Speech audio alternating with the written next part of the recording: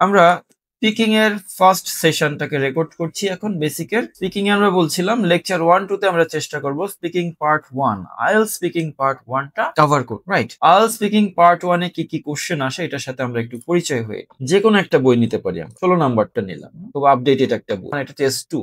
তাহলে টেস্ট 2 এর speaking part 1। ওকে, এখন স্পিকিং পার্ট 1 এ আইএলটিএস পরীক্ষায় মোট কয়টা কোশ্চেন থাকে যেটা আমাদের বেসিকে জানা প্রয়োজন আছে।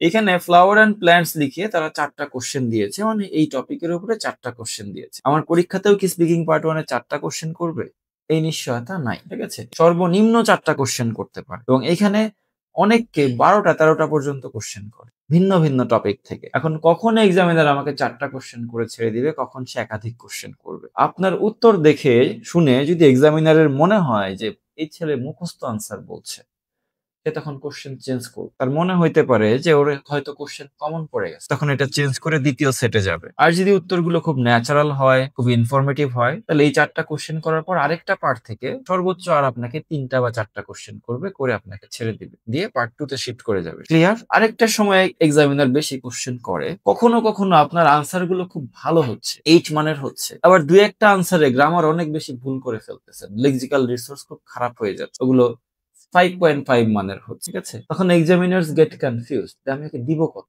8 মানেরও বলে 5 মানেরও বলে, ঘটনা কি? তখন সে কোশ্চেন চেঞ্জ করবে, তখন সে 2টা বা 3টা নিউ টপিক থেকে আপনাকে কোশ্চেন করবে, করে আপনার মানটা কত এটা বোঝার জন্য সে আপনাকে দ্বিতীয় তৃতীয় সুযোগ দিবে। তো আমাকে প্রতিটা টপিক যখন আমাকে চেঞ্জ করে নতুন টপিক দিচ্ছে, এটা আমার আসলে সুযোগ হিসেবে নিতে হবে যে I have another chance to prove my self, I can speak well. তো টপিক চেঞ্জ করলে খুশি হবেন যে আমাকে উনি আরেকটা সুযোগ দিচ্ছেন। আর একই টপিকে 4টা কোশ্চেন করে ধাপ করে রেখে দিয়ে দ্বিতীয় পার্টে চলে গেল, এটা পজিটিভ না নেগেটিভ এটা আপনার পক্ষে জাজ করা খুব কঠিন হবে পরীক্ষার হলে বসে। কারণ আপনি ভালো দিলেন না খারাপ দিলেন এটা তো আপনার জাজমেন্ট না, এটা উনার জাজমেন্ট, ঠিক আছে? এক্সামিনার মোস্টলি দুটো টপিক থেকে কোশ্চেন করে, যে একটা টপিক থেকে 2টা 3টা করলো, করে দ্বিতীয় টপিক থেকে আবার 2টা 3টা করলো, এভাবে সর্বনিম্ন এখানে 6টা পর্যন্ত কোশ্চেন করে। সর্বোচ্চ যদি করে আপনাকে 12 14 15টা কোশ্চেনও সেখানে করতে পারে, ঠিক আছে? ঠিক আছে, কতক্ষণ কন্টিনিউ করবে সেইখানে? এখানে ওনার এভারেজ ওনার টাইম দেওয়া থাকে 4 থেকে 6 মিনিট।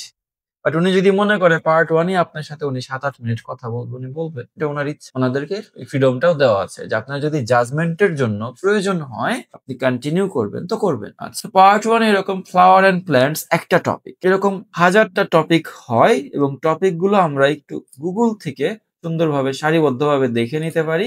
তো এই কোশ্চেন গুলো আমরা একটু দেখে নিতে পারি যে let's move on to talk about accommodation. এক্সামিনাররা মূলত এইভাবে প্রস্তাব দিয়ে থাকে, কোন একটা টপিকে প্রশ্ন করার আগে লেটস দিয়ে মোরাললেস ওনারা বিষয়টাকে ইন্ট্রোডিউস করে।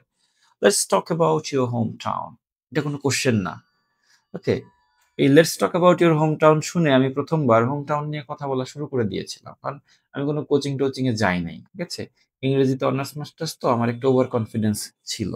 হ্যাঁ, তো ফুটানির ইয়াতে চলে গেছি পরীক্ষা দিতে, দেখি কি হয়, ঠিক আছে? নিজে নিজেই টুকটাক প্রিপারেশন নিয়ে এটা নিয়ে আমি আনসার দিতে শুরু করছি। এক লাইন বলতে না বলতেই উনি আমাকে এটা নিয়ে কোশ্চেন করছে, আমি এটা শুনতেই পাই নাই, কারণ আমিও কথা বলতেছি এর মধ্যে উনিও বলছে।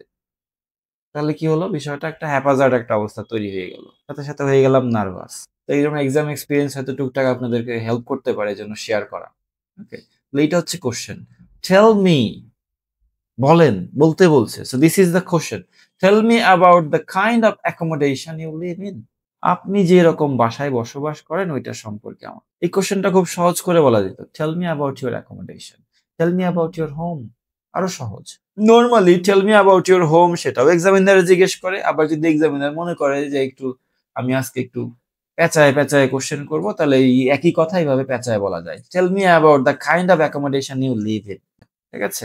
সো আমরা বইয়ে যে কোশ্চেন গুলো দেখছিলাম সেগুলোর পাশাপাশি আমরা এরকম গুগল থেকে এই লিজের বিষয়গুলো দেখেন, লিজে অনেক গোছানো। ও প্রথমে আপনাকে লিস্ট করে দিয়েছে যে আপনি কোন টপিকের কোশ্চেন দেখতে চান। ওকে, তো এখানে সবগুলো লিস্ট করে দিয়েছে।